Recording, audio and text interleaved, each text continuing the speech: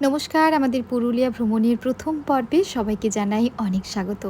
আমরা ৪ জন ফ্যামিলি ছিলাম, তাই জন্য আমরা একটা উইঙ্গার বুক করেছিলাম। এই উইঙ্গারটা পুরোটা দিন ঘুরে আমাদের পুরুলিয়ার আশেপাশে সাইট সিনগুলো দেখাবে। এই সিটির মধ্যে প্রায় ৫ কিলোমিটার আসার পরেই আমরা একটা দোকানে বসে গেছি। এই রেস্টুরেন্টটাতে মুড়ি, ঘুগনি, লুচি এই সব কিছুর সঙ্গে আমরা ব্রেকফাস্টটা শেষ করলাম। আর সেই সুযোগে আমার ছোট্ট ছানাটিকেও একটু ব্রেকফাস্ট করিয়ে নিলাম। ব্রেকফাস্ট শেষ করে আমাদের উইঙ্গার ছুটে চলল প্রকৃতির মাঝে। শহরটাকে ছেড়ে ওই ১০ কিলোমিটার আগে আগানোর পরই প্রকৃতির নানান আবেদনময়ী রূপ আমাদেরকে চোখ ধাঁধানোর সঙ্গে সঙ্গে মন প্রাণ যেন সব কিছু জুড়িয়ে দিল। আর এই আগুন রাঙা পলাশের মাঝে মাঝে সূর্যমুখীর হাতছানি, আমরাও এরকম একটা স্পট দেখে কিছুক্ষণ দাঁড়িয়ে কয়েকটা ফটোজ ক্লিক করে নিলাম। তারপর আবার গান শুনতে শুনতে উইঙ্গারে চেপে আমরা এগিয়ে চললাম আরও সামনের দিকে। সকালের স্নিগ্ধ হাওয়া আর পাহাড় চূড়ায় মেঘ আর পাহাড়ের কোলাগুলি, আর সঙ্গে শালের জঙ্গল থেকে ভেসে আসা মহুয়ার মাতাল করা ঘ্রাণ, এই সব কিছু দেখতে দেখতে আমরা এসে পৌঁছলাম আমাদের আজকের গন্তব্যের প্রথম সাইট সিন সীতাকুণ্ডতে। আপাত দৃষ্টিতে এটাকে একটা আর্টিজিও কূপ বলে মনে হলেও এই কুণ্ডটির সঙ্গে জড়িয়ে রয়েছে সেই রামায়ণের কাহিনী।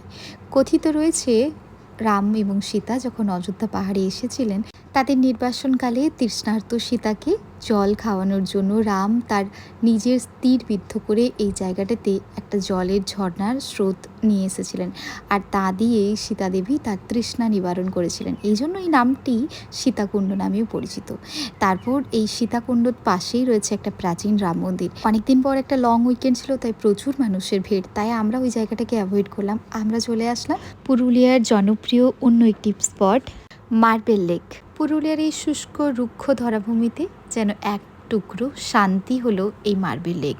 চারিদিকে কালো কালো পাথর আর তার মাঝে গাঢ় সবুজ রঙের জলরাশি। আমরা একটু ট্রেক করে ওপরে উঠলাম, আর ওপর থেকে লেকটার ভিউটা যে কি অসাধারণ লাগছে তা মনে হয় আলাদা করে আর তোমাদেরকে এক্সপ্লেন করার কোনো প্রয়োজন নেই। আর মাঝে মাঝেই বৃষ্টি স্নাত ওয়েদার। এখনই দেখতে পাচ্ছ আকাশ কালো করে, মনে হয় যেন এক্ষুনি বৃষ্টি পড়বে। আমরাও আরও বেশ কিছুটা এগিয়ে এসে পৌঁছালাম বামনি ফলসের কাছে। আর বামনি ফলসের সামনে দেখতে পাচ্ছ একটা দীর্ঘ লাইন, কারণ প্রচুর গাড়ির জ্যাম। পুরুলিয়া ভ্রমণের সবচেয়ে আকর্ষণীয় স্পট কিন্তু এই বামনি ওয়াটার ফলস। এই সুন্দরী ঝর্ণাকে দেখতে কত শত মানুষ যে দিন দিন ভিড় জমায় তার কোনো ইয়ত্তা নেই। এত সামনে থেকে সুন্দরী ঝর্ণাকে না দেখে ফিরে যাব তাতে তো ইচ্ছে আমাদের কারোরই ছিল না।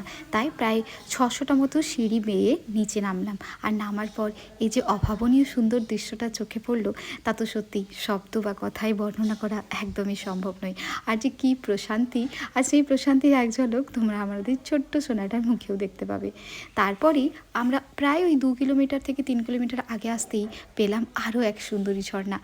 জনমানবহীন সুন্দরী ঝর্ণার এই অসাধারণ রূপ দেখার পর মনে হচ্ছিল যে সত্যি পুরুলিয়া বাজেটের সমস্ত খরচ ফিকে পড়ে যায় এই দুর্গা ফলসের কাছে। তাই নেক্সট টাইম যারা পুরুলিয়া ভ্রমণ করছো তাদের জন্য আমার এটাই সাজেশন, বামনি ফলস না গেলেও চেষ্টা করো একবার দুর্গা ফলসে এসে কিছুটা সময় কাটা। এবার পাড়া লাঞ্চ করার অনেকটা সময় পেরিয়েছে, আর আমাদের এদিকে ছোট্ট সোনাও অনেকটা ক্লাস। লাঞ্চের পর আর কোথায় কোথায় গেলাম তা নিয়ে আসছি অন্য একটা ব্লগে। Till then by.